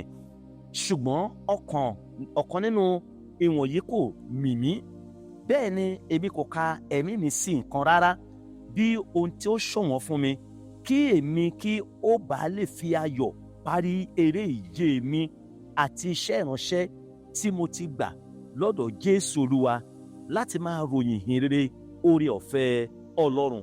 Ẹ jẹ́ kí àwọn tí Paul ń sọ fún ìwọ àti èmi bí ó ti ń sọ fún àwọn alàgbà ìjọ Éfésù. Ó ní bí ò bá ṣe bí ẹ̀mí ti ń sọ ní àwọn ìlú tí mo ń dé pé ìyà àti ìdè ó ń dúró dè mí ní Jerusalem. Ó ní ṣùgbọ́n ọ̀kọ̀ọ̀kan nínú àwọn ẹ̀kọ́ yìí ò mì mí o, ọ̀kọ̀ọ̀kan nínú àwọn ẹ̀kọ́ wọn yóò sì dẹ́rù bà mí. Èmi ò ṣojo nítorí gbogbo àwọn ẹ̀kọ́ wọ̀nyí. Nígbà tí ó dé ẹsẹ̀, ẹ jẹ́ kí a wo ohun tí ó wá sọ ní ẹsẹ̀ ìwé Iṣẹ́ Àpọ́sítélì orí 21. Ẹ jẹ́ ká wo ẹsẹ̀ 13 rẹ̀. Nígbà tó débẹ̀, yá wo ohun tó sọ. Ó nígbà náà ni Paul dáhùn wí pé èwo ni ẹ̀yin ń ṣe yìí tí ẹ̀yin ń sunkún tí ẹ sì ń mú àárẹ̀ bá ọkàn mi? Nítorí èmi múra tán kì í ṣe fún dídè nìkan, ṣùgbọ́n láti kú pẹ̀lú ní Jerúsálẹ́mù nítorí orúkọ Jésù Olúwa. Praise the Lord. Èdè pé nígbà tí àwọn ènìyàn bẹ̀rẹ̀ sí sun ẹkún, má lọ sí Jerúsálẹ́mù o, nǹkan báyìí ló ń bọ̀ wá bá ọ, ikú, wàhálà ń bọ̀, ìdè ń bọ̀, ìyà ń bọ̀ ní Jerúsálẹ́mù, tó bá débẹ̀ nǹkan báyìí náà máa ń ṣe sí ọ. Wòlíì kan tá tilẹ̀ pè ní Ágábò wá mú àmùrè Pọ́ọ̀lù, ó wá fi di ọwọ́ ara rẹ̀, ó fi di ẹsẹ̀ rẹ̀. Ó ní báyìí ni Olúwa wí, ẹni tó ní àmùrè yìí bí a ó ṣe dé ní Jerúsálẹ́mù rèé. Àwọn èèyàn ń sọkún, wọ́n fẹ́ràn Pọ́ọ̀lù, wọ́n ní ìfẹ́ rẹ̀, wọ́n fẹ́ máa gbọ́ sí i, wọ́n fẹ́ kí ó kú. Èwo lẹ ń ṣe yìí tẹ́ ń sọkún yìí tẹ́ sì fẹ́ mú àárẹ̀ bá ọkàn mi? Ẹ wo, mo fẹ́ kẹ́ ẹ mọ̀, èmi ò tilẹ̀ múra fún dídè nìkan, ṣùgbọ́n èmi ti múra tán láti kú pẹ̀lú. Ẹ jẹ́ á wo Pọ́ọ̀lù pẹ̀lú ìdáhùn rẹ̀ sí àwọn ènìyàn wọ̀nyí. Ẹni tẹ́ ń bá kẹ́dùn pé kí wọ́n má dè tàbí pé wọ́n máa fi ìyà jẹ, wọ́n máa lù, wọ́n máa dè, tẹ́ ń bá kẹ́dùn nítorí nǹkan wọn ni, ṣùgbọ́n tó wá dáhùn pé èmi ò tilẹ̀ bẹ̀rù, èmi ò múra tán fún dídè nìkan, ṣùgbọ́n mo múra tán láti kú. Ẹ jọ̀ọ́, kí ló kù tá a ṣe? Ẹnu ká dájú yá ni pé ọkùnrin ti sáyìn ikú. And that is how a disciple of Jesus must do. A ò ní láti bẹ̀rù ohunkóhun, a ò ní láti jẹ́ kí ohunkóhun kí ó dá wa lọ́kàn rú. Come what may, the assignment has been given, the task has been given, the work has been given. We should not fear anything. It is for us to go out there and preach the gospel. Praise the Lord. Ẹni pé ó ní kíyèsí èmi wà pẹ̀lú yín. Paul mọ̀ wípé ìlérí yìí wà, májẹ̀mú yìí wà, pé èmi wà pẹ̀lú yín. Ẹni pé kí ni ó tó lè ṣẹlẹ̀, kí ni ó tó lè dé. Ẹni pé Paul mọ̀ wípé pẹ̀lú Jésù kò sóhun tí wọ́n lè ṣe, bí wọ́n pa ara yìí wọn lè pa ẹ̀mí. Ẹni pé gbogbo ohun tí ó ń bẹ ní ìwòye Paul ju èrè ayé yìí lọ. Ohun gbogbo tó ń bẹ ní ìwòye Paul ó ju ìwòye ká wà láàyè nípa ti ara lọ. ṣùgbọ́n ohun gbogbo tó ń bẹ níwòye Paul ó ti ń kọjá ohun gbogbo tó ń bẹnu ayé yìí. Paul ti ń wo èrè ìjọba Ọlọ́run, ó ti ń wo ayọ̀ ọ̀run, ó ti ń wo ògo ọ̀run. Èmi ò tilẹ̀ kì í ṣe fún dídé nìkan tàbí fún ìjìyà nìkan, mo ti múra láti kú. Tí n bá sì wà láàyè, mo wà láàyè fún Ọlọ́run. Tí n bá sì kú bákan náà, mo kú fún Ọlọ́run. Praise the Lord. Ẹ jẹ́ ká wo orí 23, Iṣẹ́ àwọn Àpọ́sítélì orí 23, mo ka ẹsẹ̀ 10 àti ẹsẹ̀ 11. Nígbà tí ìyapa sí ìdí ńlá tí olórí ogun bẹ̀rù kí Paul kí ó má bàa di fífàyà lọ́wọ́ wọn, ó pàṣẹ pé kí àwọn ọmọ ogun sọ̀kalẹ̀ lọ láti fi ipá mú un kúrò láàrin wọn, kí wọ́n sì mú un wá sínú ilé olódi.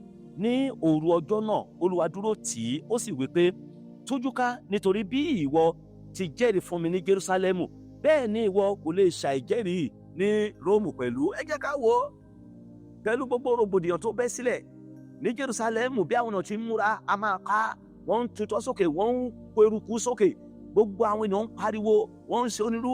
Ẹni pé olórúkọ àwọ̀ ìka kí wọ́n má bàa fa Paul ya o. Pẹ̀lú gbogbo tí wọ́n ń ṣe yìí, ó sì rán ìránṣẹ́, ẹ lọ mú wọn wá sí ilé olódi. Ṣùgbọ́n ní òru ọjọ́ náà ni Olúwa dúró ti Paul. Bí ó ti ṣe jẹ́rìí mi ní Jerúsálẹ́mù, ó ń lọ sí Róòmù, ó tún lọ jẹ́rìí mi ńbẹ̀. Ẹni ọ̀rọ̀ Ọlọ́run yìí fún Paul ní ìfọ̀kànbalẹ̀ pé yes, I will not die. Pẹ̀lú onírúurú ìpéjọpọ̀ àwọn ènìyàn, pẹ̀lú onírúurú ìrùkèrúdò àwọn ènìyàn yìí, síbẹ̀ Olúwa ti jẹ́ kí ó mọ̀ pẹ̀lú ìdánilójú pé òun yóò mú dé Róòmù láti lọ jẹ́rìí bákan náà ní ti ìrere Jésù Kristi. Praise the Lord. Torí náà, ìyẹn ará, ní ẹsẹ̀ 5 ìwé Hágáì orí 2 ẹsẹ̀ 5 ó ń sọ fún wa pé gẹ́gẹ́ bí ọ̀rọ̀ tí mo bá yín dá májẹ̀mú nígbà tí ẹ̀yin ti Íjíbítì jáde wá, bẹ́ẹ̀ ni èmi wà láàrin yín, ẹ má ṣe bẹ̀rù. Ẹ jẹ́ kí àwọn Olúwa tún fi dá àwọn ènìyàn lójú pẹ̀lú ìfọ̀kànbalẹ̀. Iná ni àwọn ènìyàn tó kù, bẹ́ẹ̀ náà ni ó sì ń bá Serubábélì àti Joshua olórí àlùfáà sọ̀rọ̀. Ẹni pé Ọlọ́run sọ fún nípasẹ̀ wòlíì rẹ̀, pàápàá jùlọ ní ti ìlérí Ọlọ́run àti ìwà láàyè rẹ̀ èyí tí ó wà pẹ̀lú wọn nígẹ̀rẹ̀ tí wọ́n ti Bábílónì padà wá fún àtúnkọ́ tẹ́ḿpìlì.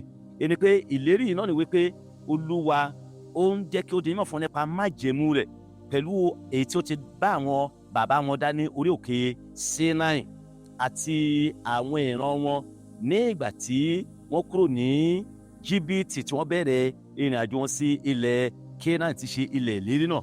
A rí pé gbogbo àwọn ẹ̀kúnrẹ́rẹ́ májẹ̀mú yìí òun náà ni a rí nínú ìwé Ẹ́kísódù, nínú ìwé Léfítíkù, nínú ìwé Númérì àti nínú ìwé Deuteronomy.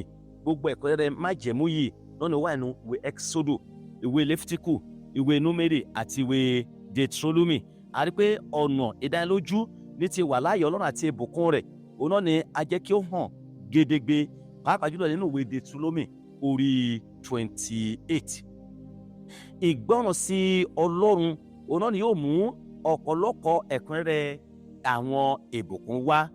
Ẹni pé bí a bá wo ìwé Deuteronomy yẹn orí 28, bí a bẹ̀rẹ̀ sí ká láti ẹsẹ̀ 1 dé ẹsẹ̀ 14 àtàbí ẹsẹ̀ 13, a ó rí gbogbo àwọn ìbùkún tí Olúwa sọ ní ti àwọn ènìyàn rẹ̀ pé yóò bá wọn bí wọ́n bá farabalẹ̀ gbọ́ ohùn Olúwa Ọlọ́run wọn, tí wọ́n sì kíyèsí àti ṣe gẹ́gẹ́ bí àṣẹ rẹ̀ àti gbogbo òfin tí ó pa fún wọn.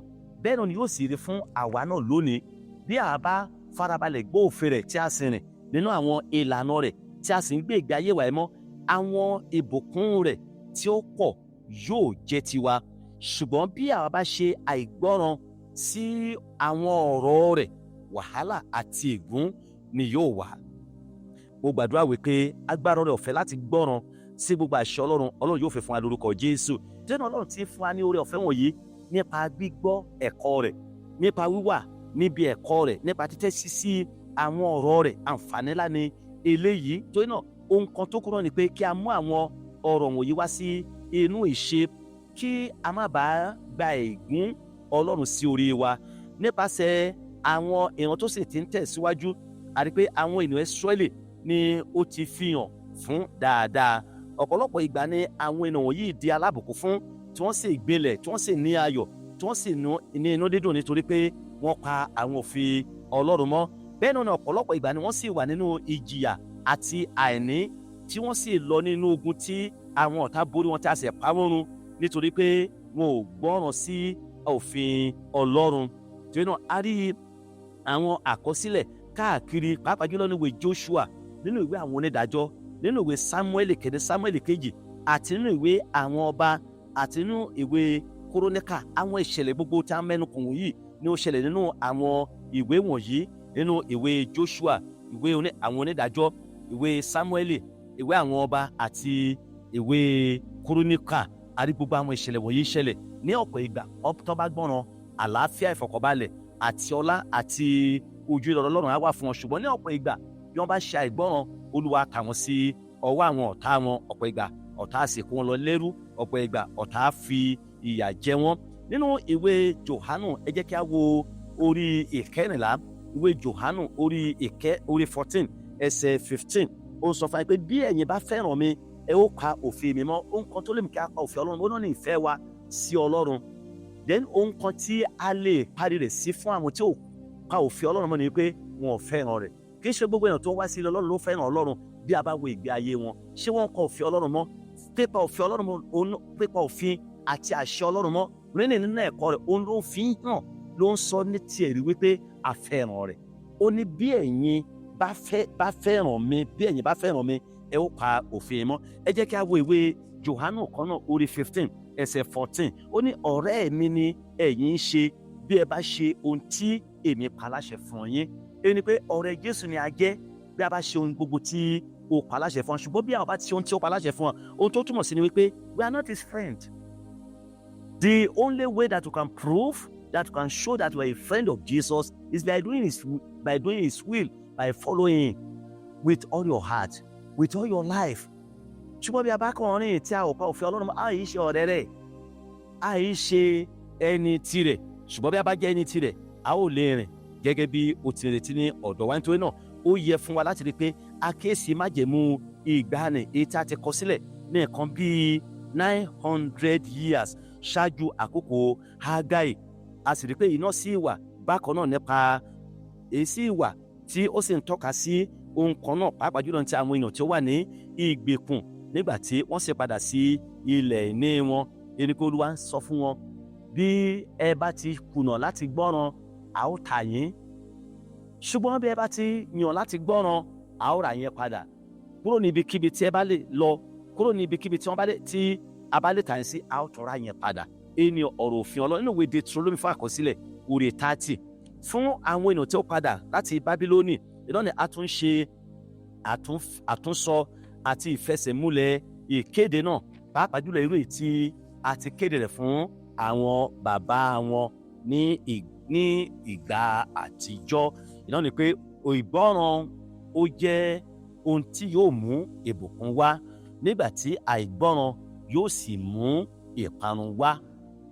Ní kúkúrú, ìgbọ́ràn máa mú ìbùkún wá àti àlàáfíà, ṣùgbọ́n àìgbọ́ràn máa mú ìparun àti ìsọdi àhòrò wá. Ẹni pé gẹ́gẹ́ bí àwọn ènìyàn ṣe padà sí ẹnu iṣẹ́ ní ti tútú tẹ́ḿpìlì náà kọ́, àrípé ṣe ni wọ́n fi hàn lẹ́ẹ̀kan sí ní ti májẹ̀mú Ọlọ́run èyí tí ó ṣe sinmi lé. Nítorí náà wọ́n ṣetán nísinsìnyí láti máa gbọ́ràn sí gbogbo àṣẹ rẹ̀ èyí tí yóò sì fa ìbùkún Ọlọ́run. Praise the Lord. Èyí tí yóò sì fa ìbùkún Ọlọ́run. Nítorí náà yẹn ará, májẹ̀mú tá a ṣe ní orí òkè Sinai kì í ṣe fún wa nísinsìnyí. Májẹ̀mú tá a ṣe fún àwọn ènìyàn Ísírẹ́lì ní orí òkè Sinai kì í ṣe fún wa nísinsìnyí, ṣùgbọ́n ṣe ni àwa jẹ́ ẹni tó jẹ́ wípé a ò retí wa láti tún máa ṣe àwọn ẹ̀kan báwọn, nítorí pé a ò sọ fún wa nísinsìnyí láti mú ewúrẹ́ wá, láti mú àgùntàn wá, láti mú ẹyẹlé wá, láti mú ẹ̀jẹ̀ wá fún ìrúbọ tàbí fún ètùtù. Ìdí nìyí tí a fi ń sọ fún wa pé májẹ̀mú tá a fún àwọn ènìyàn ní orí òkè Sinai kì í ṣe fún wa nísinsìnyí, àti ohun gbogbo tí a ó sì jẹ́ àbùdá tí a ń retí láti ọ̀dọ̀ wọn nípasẹ̀ májẹ̀mú ni kì í ṣe fún wa nísinsìnyí, nítorí pé a ò retí wa láti mú àwọn ẹran fún ìrúbọ wá tàbí ẹ̀jẹ̀ fún ètùtù wá. Torí náà bákan náà a ò pè wá sí Jerusalem ní ìgbà mẹ́ta ní ọdún nísìnyí fún àjọ bíi mẹ́ta: àjọ Pentecost, àjọ ìrékọjá, àjọ Pentecost àti àjọ àgọ́ kò sí ọmọkùnrin Ísírẹ́lì bí yòówù kí ó wà, ó gbọ́dọ̀ lọ sí Jerúsálẹ́mù, ó gbọ́dọ̀ lọ ó kéré jù lẹ́ẹ̀kan, ṣùgbọ́n kò gbọ́dọ̀ máa sí ọ̀kọ̀ọ̀kan nínú àjọ náà tí wọn ò gbọ́dọ̀ lọ sí, ṣùgbọ́n kì í ṣe fún wa ní àkókò yìí. Nísinsìnyí àwa ń sin Ọlọ́run nínú ẹ̀mí àti nínú òtítọ́ níbikíbi tí a bá gbé wà, torí ẹ̀mí ni Ọlọ́run. Ẹ jẹ́ á wo ìwé Jòhánù orí 4 ẹsẹ̀ 23 àti ẹsẹ̀ 24. Ìwé Jòhánù orí 4 ẹsẹ̀ 23 àti ẹsẹ̀ 24 ní ṣùgbọ́n wákàtí ń bọ̀ ó sì dé tán nísinsìnyí nígbà tí àwọn olùsìn tòótọ́ yóò máa sin baba ní ẹ̀mí àti ní òtítọ́, nítorí irú wọn ni baba ń wá kí ó máa sin òun.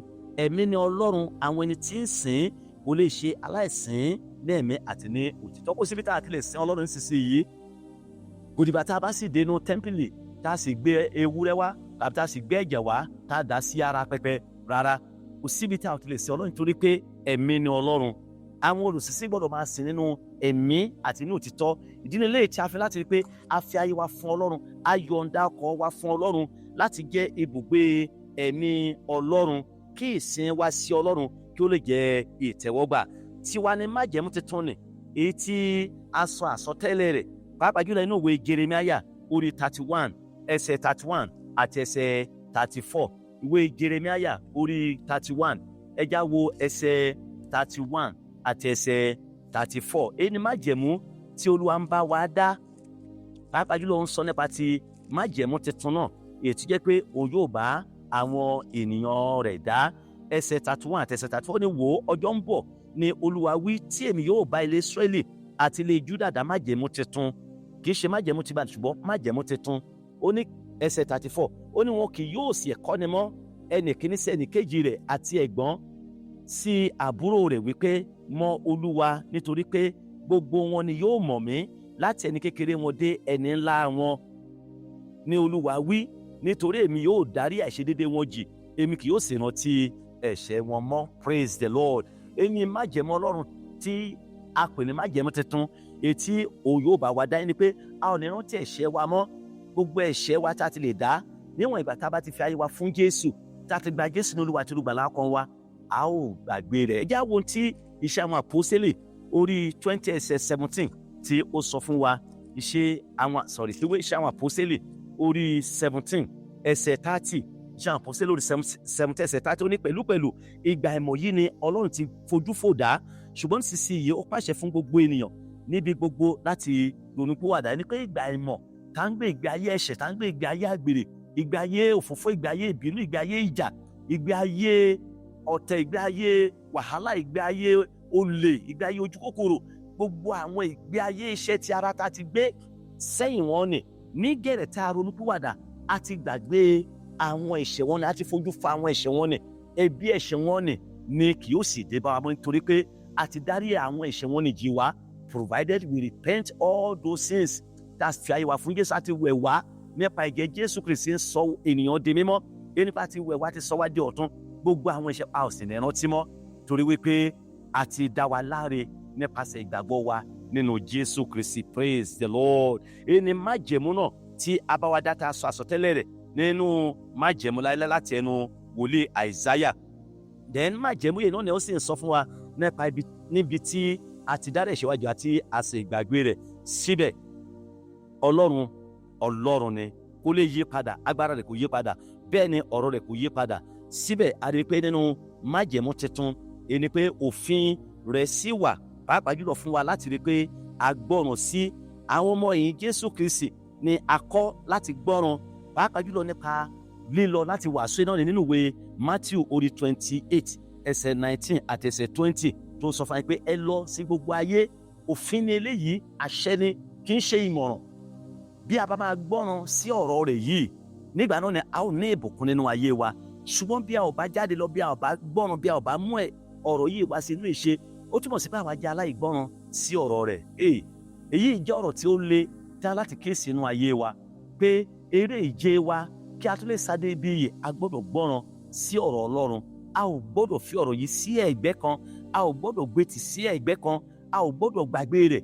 Bí a ò bá tí bẹ̀rẹ̀ sí í ṣe, bí a ò bá tí bẹ̀rẹ̀ sí í tẹ̀lé láti àṣálẹ́ yìí lọ, ẹ jẹ́ kí a mú ní ọ̀kúnkúndùn. Ẹ jẹ́ kí a mọ̀ pé òfin ni, àṣẹ ni, àwa fẹ́ ni, àwa kọ́ ni. bí àwa bá ti sọ wípé a jẹ́ ọmọ Ọlọ́run, bí a bá ti sọ wípé a ti di àtúnbí, a ti gbà wá, a ti di ti Ọlọ́run, a gbọ́dọ̀ mú ọ̀rọ̀ yìí ní ọ̀kúnkúndùn, a sì gbọ́dọ̀ jẹ́ olùṣe rẹ̀. A ò gbọ́dọ̀ kọ̀, bí a bá kọ̀ ó léwu púpọ̀. Mo gbàdúrà wípé a ó dé ìjọba Ọlọ́run lórúkọ Jésù. Èyí ni òfin rẹ̀. A sọ fún alẹ́ kan wípé a ò tún pè wá sí etí òkè CNCC yìí, ṣùgbọ́n a ti pè wá, Jésù ti pè wá, ẹ lọ sí gbogbo ayé, ẹ pàkó orílẹ̀-èdè gbogbo, kí ẹnikẹ́ni tó bá gbàgbọ́ ká bámítísì rẹ̀ ní orúkọ Baba, ní ti Ọmọ àti ní ti Ẹ̀mí Mímọ́. Èrè bí ẹnikẹ́ni bá fẹ́ràn mi, èyí ni Jésù sọ, bí ẹnikẹ́ni bá fẹ́ràn mi yóò pa òfin mi mọ́. Ẹ jẹ́ ká wo tí ìwé Jòhánù orí 14 ẹsẹ̀ 23 tí ó sọ fún wa. Jòhánù orí 14 mo ka ẹsẹ̀ 23. Ó ní Jésù dáhùn, ó sì wí fún un pé bí ẹnìkan bá fẹ́ràn mi yóò pa ọ̀rọ̀ mi mọ́. Jésù wí pé ẹ lọ. Ọ̀rọ̀ ta nìyẹn? Mi gbọ́. Ọ̀rọ̀ Jésù. Ó sì wá sọ fún mi pé bí ẹnikẹ́ni bá fẹ́ràn mi yóò pa ọ̀rọ̀ mi mọ́. Bàbá mi yóò sì fẹ́ràn rẹ̀, àwa yóò sì tọ̀ ọ́ wá, a ó sì ṣe ibùgbé wa pẹ̀lú rẹ̀. Ẹ jẹ́ ká wo tí Jésù sọ fún wa. Bí a bá fẹ́ràn rẹ̀, ló ní bí ẹnikẹ́ni bá fẹ́ràn mi yóò pa ọ̀rọ̀ mi mọ́. Bàbá mi yóò fẹ́ràn rẹ̀ gan pàápàá. Èmi àti bàbá mi máa wá tọ̀ ọ́ wá, a máa bá gbé, a ṣe ibùgbé wa pẹ̀lú rẹ̀. What a wonderful promise. What a wonderful covenant. What a wonderful encouragement for you and for me. Ẹ̀yin ará, ọ̀rọ̀ yìí jẹ́ ọ̀rọ̀ tí a ò lè kọ̀. Bí a bá fẹ́ràn rẹ̀, a gbọ́dọ̀ gbọ́ràn sí i kí a lè ní iyè nínú ayé wa àti nínú ayé tí ń bọ̀ pẹ̀lú. Praise the Lord. Lẹ́yìn à ń sọ nípa ògo tí ó tóbi jù, ògo tí ó tóbi jù, ògo tí ó tóbi jù bí a ti ń lọ sí òpin. Then àwọn àgbà tí ó padà wá láti ìgbèkùn, inú wọn bàjẹ́ púpọ̀ nítorí ohun tí ó ṣẹlẹ̀ nípa tẹ́ḿpìlì tuntun. Nítorí ògo ti tẹ́ḿpìlì tuntun yìí, a ò lè fi ṣe àkàwé ògo ti tẹ́ḿpìlì ìgbàanì tí a kọ́ láti ọwọ́ ọba Sólómọ́nì. Ṣùgbọ́n Ọlọ́run wí pé ẹ ṣàdúró jẹ́ná. Èyí ni pé ògo, the glory of this present house will be greater than the glory of the former house. Ẹ jẹ́ ká wo ohun tí Ọlọ́run sọ lọ́nà wípé ògo ti tẹ́ḿpìlì yìí, ògo ti tẹ́ḿpìlì yìí yóò ju ògo ti tẹ́ḿpìlì ìgbàanì lọ. A sì sọ fún wa wípé ògo ti tẹ́ḿpìlì tí Sólómọ́nì kọ́ ó ju ògo ti tẹ́ḿpìlì yìí. Ṣùgbọ́n nísinsìnyí Ọlọ́run wa ń sọ fún nípasẹ̀ wòlíì Ágáì. Ẹ jẹ́ ká ìwé Ágáì orí 2 ẹsẹ̀ 9. Ó ní ògo ilé ìkẹyìn yìí yóò kọjú ti ìṣáájú lọ, ní Olúwa àwọn ọmọ ogun wí. Níhìn-ín ni èmi yóò fi àlàáfíà fúnni, ní Olúwa àwọn ọmọ ogun wí. Ṣùgbọ́n síbẹ̀ bí ohun gbogbo ti rí yìí, Olúwa fi ń dá àwọn ènìyàn rẹ̀ lójú wípé ògo ti tẹ́ḿpìlì yìí yóò ju ti ìṣáájú lọ. A ò ní lè fi ṣe àkàwé ara wọn. Then ìtàn ṣe àkọsílẹ̀ rẹ̀ gẹ́gẹ́ bí ọba Hẹ́rọ́dù tí ó tóbi nì, pàápàá jùlọ bí ó ṣe ná gbogbo ohun ìní rẹ̀ ní ti ọrọ̀ ni sí tẹ́ḿpìlì ìkejì yìí, èyí tó jẹ́ wípé ó tún mú ògo rẹ̀ pọ̀ sí i. Síbẹ̀ a rí pé òtítọ́ ni pé ògo ti tẹ́ḿpìlì ìkẹyìn yìí yóò ju ti tẹ́ḿpìlì ti àkọ́kọ́ ni lọ. Àkọ́kọ́ nígbà tí ọmọ Ọlọ́run Jésù Kristi bá dúró ní inú rẹ̀, tí ó sì lé gbogbo àwọn onípàṣípààrọ̀, àwọn tó ń tà àti àwọn tó ń rà, àwọn tó ń ṣe pàṣípààrọ̀ owó. Nígbà tí Jésù bá lé wọn jáde kúrò ní tẹ́ḿpìlì tó sì dúró nínú tẹ́ḿpìlì, ògo Olúwa yóò farahàn. Fún àkọsílẹ̀ nínú ìwé Jòhánù orí 2 ẹsẹ̀ 30 dé ẹsẹ̀ 17, a rí pé Jésù lé gbogbo àwọn onípàṣípààrọ̀ nínú jáde kúrò nínú tẹ́ḿpìlì. Ó sì rí pé ilé àdúrà náà máa pe ilé mi. Fún àkọsílẹ̀ ìwé Lúùkù orí 2 ẹsẹ̀ 41 dé ẹsẹ̀ 47, ìwé Lúùkù, ẹ jẹ́ kí a kà Lúùkù orí 2 mo ka ẹsẹ̀ 41 dé ẹsẹ̀ 47. Àwọn òbí rẹ̀ a sì máa lọ sí Jerúsálẹ́mù ní ọdọọdún sí àjọ ìrékọjá. Nígbà tí ó sì di ọmọ ọdún 12, wọ́n gòkè lọ sí Jerúsálẹ́mù gẹ́gẹ́ bí ìṣe àjọ náà. nígbà tí ọjọ́ wọn sì pé bí wọ́n ti ń padà bọ̀, ọmọ náà Jésù dúró lẹ́yìn ní Jerúsálẹ́mù. Jósẹ́fù àti ìyá rẹ̀ kò mọ̀, ṣùgbọ́n wọ́n ṣèbí ó wà ní ẹ̀gbẹ́ èrò. Wọ́n rìn ọjọ́ kan, wọ́n wá kiri nínú àwọn ará àti àwọn ojúlùmọ̀ wọn. Nígbà tí wọn kò sì rí i, wọ́n padà sí Jerúsálẹ́mù, wọ́n ń wá kiri. Ó sì ṣe lẹ́yìn ọjọ́ mẹ́ta, wọ́n rí nínú tẹ́ḿpìlì, ó jókòó ní àárín àwọn olùkọ́ni, ó ń gbọ́ tiwọn, ó sì ń bi wọ́n ní ìbéèrè. Ẹsẹ̀ 47. Ẹnu sì yà gbogbo àwọn tí ó gbọ́ ọ̀rọ̀ rẹ̀ fún òye àti ìdáhùn rẹ̀. Praise the Lord. A sọ fún wa pé nígbà tí Jésù dúró nínú tẹ́ḿpìlì, a rí i pé ògo Olúwa farahàn, ògo tójú ti ìgbàanì. Jésù kò dúró nínú tẹ́ḿpìlì ti ìgbàanì, a wó palẹ̀, ògo ọmọ Ọlọ́run kò farahàn. Ṣùgbọ́n nísinsìnyí ògo ọmọ Ọlọ́run farahàn nínú tẹ́ḿpìlì ti ìgbẹ̀yìn yìí, nítorí pé ọmọ Ọlọ́run wá, ó sì lé gbogbo àwọn tó ń ta, àwọn tó ń rà, ó lé wọn jáde kúrò nínú tẹ́ḿpìlì náà. Ní nǹkan bí ó ṣe déédéé pẹ̀lú lẹ́ni nǹkan bí 40 ọdún lẹ́yìn ìgbà tí Jésù dúró nínú tẹ́ḿpìlì, a rí wípé a bà tẹ́ḿpìlì jẹ́, a sì sọ di ahoro gẹ́gẹ́ bí ti ìgbà àkọ́kọ́. Ní èyí ìṣẹ̀lẹ̀ ní AD 70. Láti ìgbà náà síbẹ̀, a rí wípé tẹ́ḿpìlì náà, a rí pé but by then, however, the greater temple was rising. A rí pé síbẹ̀, a rí pé tẹ́ḿpìlì tí ó ga jùlọ, òun náà ni ó dìde. The true temple in which God lives eternally. Ẹni pé tẹ́ḿpìlì tí ó jẹ́ ti Ọlọ́run fúnra rẹ̀, tó jẹ́ ti ayérayé, òun náà ni ó dìde. Ẹ jẹ́ kí a wò, ṣé ìwọ kò mọ̀ tẹ́ḿpìlì náà? Ìwọ gan ni tẹ́ḿpìlì náà. Bíbélì sọ fún wa wípé àwa ni tẹ́ḿpìlì Ọlọ́run alààyè, tẹ́ḿpìlì ẹ̀mí mímọ́, èyí tí a ò fi ọwọ́ kọ́, fún àkọsílẹ̀ nínú ìwé Kọ́ríńtì kìíní orí 3 ẹsẹ̀ 16 àti ẹsẹ̀ 17. Kọ́ríńtì kìíní orí ìkẹta, ẹ jẹ́ kí a wo ẹsẹ̀ 16 àti ẹsẹ̀ 17. Ó ní ẹ̀yin kò mọ̀ pé tẹ́ḿpìlì Ọlọ́run ni ẹ̀yin ṣe, àti pé ẹ̀mí Ọlọ́run ń gbé inú yín. 17. Bí ẹnìkan bá bà tẹ́ḿpìlì Ọlọ́run jẹ́, ó ní Ọlọ́run yóò parun, nítorí pé mímọ́ ni tẹ́ḿpìlì Ọlọ́run, èyí tí ẹ̀yin jẹ́. Àwa kì í ṣe ti ara wa, àwa jẹ́ tẹ́ḿpìlì Ọlọ́run alààyè. Tẹ́ḿpìlì tá a ò fi ọwọ́ kọ́. Bíbélì sọ fún wa pé ilé Ọlọ́run ni yín, ilé ẹ̀mí, ilé Olúwa, ilé ẹ̀mí ni àwa ṣe fún Ọlọ́run. Ọlọ́run ti ṣe ìwọ àti èmi ní tẹ́ḿpìlì rẹ̀. Ní òpin, nínú ìwé Éfésù orí 5, ẹ jẹ́ kí a wo Éfésù orí 5 orí 5, mo ka ẹsẹ̀ 25 ẹsẹ̀ 27. Éfésù 5 ẹsẹ̀ 25 ẹsẹ̀ 27. Ó ní ẹ̀yin ọkọ, ẹ fẹ́ràn àwọn aya yín gẹ́gẹ́ bí Kristi sì ti fẹ́ràn ìjọ, tí ó sì fi ara rẹ̀ fún un. Ẹni pé ìwọ àti èmi ni ìjọ Ọlọ́run tí Jésù fi ara rẹ̀ fún, tó fi ara rẹ̀ rà padà.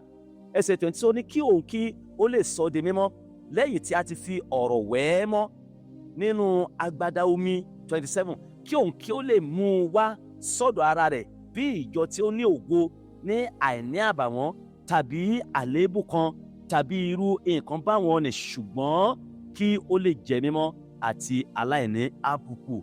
Jésù ti rà wá padà nípa ẹ̀jẹ̀ rẹ̀, ó ti sọ wá di ọ̀tun.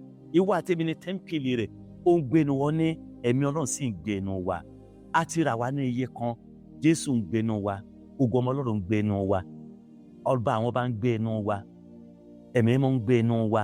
Ṣùgbọ́n kíyèsára, má sì jẹ́ kí tẹ́ḿpìlì yóò bàjẹ́ nípa ìdáwọ́lé rẹ̀, nípa èrò rẹ̀, nípa ìṣe rẹ̀, nípa ìwà rẹ̀, torí ó wí pé ẹnikẹ́ni tó bá bà tẹ́ḿpìlì yìí jẹ́, òun ni Ọlọ́run yóò parun. Ẹ̀yin ará, a ń lọ sí òpin ayé, a ti múra dé bíbọ̀ Jésù Kristi. Ní ìgbà tó bá dé, jẹ́ yóò há gbọ́ ìpè rẹ̀. Báwo ni wọ́n ṣe ń tọ́jú tẹ́ḿpìlì yìí?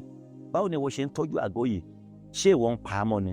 Ṣé ìwọ ń sọ di mímọ́? Ṣé ìwọ ń wẹ̀ ẹ́ mọ́ nípa ọ̀rọ̀ Ọlọ́run ní ojoojúmọ́? Ẹ̀yin ará, ẹ jẹ́ kí a gbọ́ràn sí àṣẹ rẹ̀, ká sì máa tẹ̀lé, kí a sì yọ̀ǹda gbogbo rẹ̀ fún Ọlọ́run, kó lè máa gbénu ayé wa. Nígbà tó bá padà dé, ká lè dé ìjọba Ọlọ́run. Ẹ jẹ́ ká tẹríba. Já sọ fún Ọlọ́run, Olúwa, mo dúpẹ́ lọ́wọ́ rẹ̀ fún oore ọ̀fẹ́ láti fi fún mi ní àṣálẹ́ yìí. Ọlọ́run, ẹ ṣé torí pé ẹ fẹ́ mi, ẹ ò fẹ́ kí n sọnù, ẹ fẹ́ mi, ẹ fẹ́ kí n ṣe àìgbọ́ràn, ẹ fẹ́ mi, ẹ fẹ́ kí n dúró títí fi dé òpin, ẹ fẹ́ mi, ẹ tún rán mi ní iṣẹ́.